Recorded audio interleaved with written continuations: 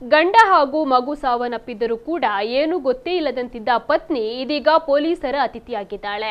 ಹೌದು, ಪತಿ ಅಭಿನಂದನ್ ಹಾಗೂ ಮಗು ಯದುವೀರ್ನನ್ನ ಹರಿಣಿ ತಾನೇ ಪ್ರಿಯಕರನ ಜೊತೆ ಸೇರಿಕೊಂಡು ಕೊಲೆ ಮಾಡಿರುವುದಾಗಿ ಪೊಲೀಸರ ಮುಂದೆ ಬಾಯ್ಬಿಟ್ಟಿದ್ದಾಳೆ. ಮನೆಯಲ್ಲಿದ್ದ ಸಿಸಿಟಿವಿ ಕ್ಯಾಮೆರಾಗಳನ್ನ ಆಫ್ ಮಾಡಿ ಬಳಿಕ ಪ್ರಿಯಕರ ವಿನಯ್ನನ್ನ ಮನೆಗೆ ಕರೆಸಿಕೊಂಡು ನಿದ್ರೆಯಲ್ಲಿದ್ದ ಅಭಿನಂದನ್ ತಲೆಗೆ ಸೌಟ್ನಿಂದ ಹಲ್ಲೆ ನಡೆಸಿ ಹತ್ಯೆ ಮಾಡಿದ್ದಾರೆ. ಇನ್ನು ಮಗು ಈ ವಿಚಾರವನ್ನ ಮುಂದೆ ಎಲ್ಲಿಯಾದರೂ ಹೇಳಬಹುದೆಂಬ ಭಯದಲ್ಲಿ ಮಗುವನ್ನ ಕೂಡ ಉಸಿರುಗಟ್ಟಿಸಿ ಈ ರಾಕ್ಷಸರು ಕೊಲೆ ಮಾಡಿದ್ದಾರೆ. ಈ ಘಟನೆ ನಡೆದಿದ್ದು ಬೆಂಗಳೂರಿನಲ್ಲಿ. ಕೊಲೆ ನಡೆಸಿದ ನಂತರ ಸಾಕ್ಷ್ಯವನ್ನ ನಾಶಪಡಿಸಲು ಹರಿಣಿ ಮನೆಯಲ್ಲಿದ್ದ ರಕ್ತದ ಕಲೆಗಳನ್ನ ನೀರು ಹಾಕಿ ತೊಳೆದಿದ್ದಾಳೆ.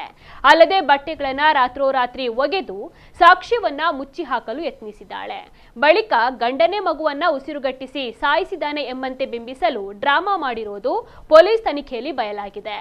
ಇದೀಗ ಈಕೆಯ ಪ್ರಿಯಕರ ವಿನಯ್ಗಾಗಿ ತೀವ್ರವಾದ ಶೋಧ ಕಾರ್ಯವನ್ನ ಪೊಲೀಸರು ನಡೆಸ್ತಾ ಇದ್ದಾರೆ.